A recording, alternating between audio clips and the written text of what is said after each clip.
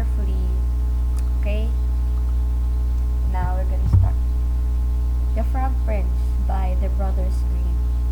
There was once a handsome young prince who had the misfortune to offend the wicked fairy. To avenge herself, she turned him into an ugly frog and put him into a well. Now it happened that the well was in the courtyard of a king's palace, and on fine days, when the sun shone warmly, the king's youngest daughter sometimes came there to amuse herself by tossing a golden ball high into the air and catching it as it fell. The poor frog watched her running to and fro in the sunshine. He thought she was the prettiest princess he had ever seen.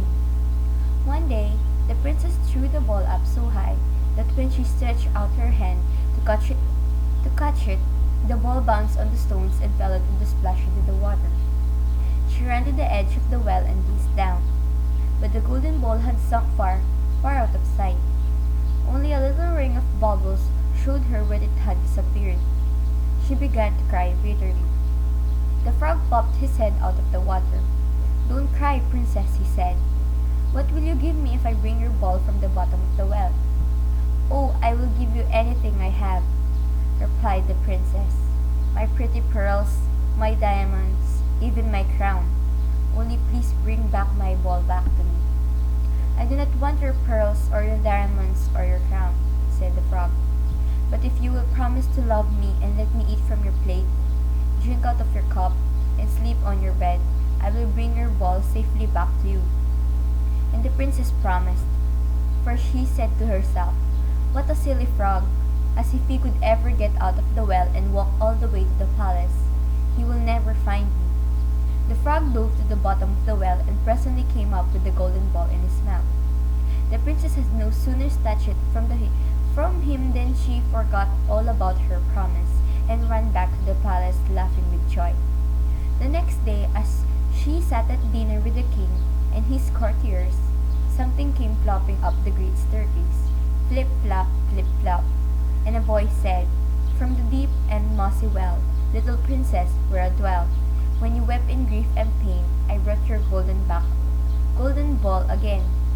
The princess dropped her spoon with a clatter on her plate, for she knew it was the frog who had came to claim her promise. "What is the matter, daughter?" asked the king. "There is someone knocking at the door and your rosy cheeks are quite pale." The king frowned and said, "People who make promises must keep them. Open the door and let the frog come in." The princess opened the door very unwillingly, and the poor frog hopped into the room, looking up into her face with his ugly little eyes. "Lift me up beside you," he cried, "that I may eat from your plate and drink out of your cup." The princess did as he asked her, and was obliged to finish her dinner with the frog beside her. When they had finished, the frog said, I have had enough to eat. Now I am tired. Take me up and lay me on your pillow, that I may go to sleep." Then the princess began to cry. It was so dreadful to think that an ugly frog, all cold and damp from the well, should sleep in her pretty white bed. But her father again and said, "People who make promises must keep them. He gave you back your golden ball, and you must do as he asked." So the princess picked up the frog between her thumb and finger, not touching him more than she could help, and carried him upstairs and put him on the pillow on her bed.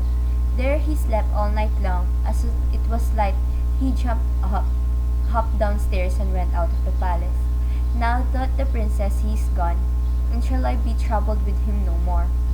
But she was mistaken, for when night came, again she heard tapping at the door of her bedroom.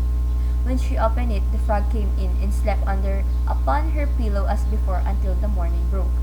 The third night he did the same, but when the princess awoke the following morning, she was astonished to see, instead of the frog, a handsome prince standing at the head of her bed.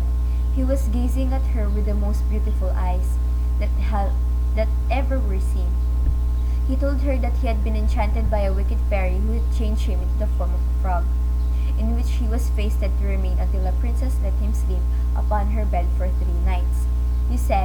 "You," said the prince, "have broken his cruel spell, and now I have nothing to wish you for that you should go with me to my father's kingdom, where I will marry you and love you as long as you live." The princess took him to her father and he gave his consent for them to marry. As they spoke, a splendid carriage drove up with eight beautiful horses, decked with plumes of feathers and golden harness. Behind rode the prince's servant, who had bewailed the misfortune of his dear master so long and so bitterly that his heart had almost burst. Then all of set off full of joy for the prince's kingdom. There they arrived safely and lived happily ever after. The end. Hope you like the story, kids. Next time. You, with your words like knives and swords and weapons that you use against me, you have knocked me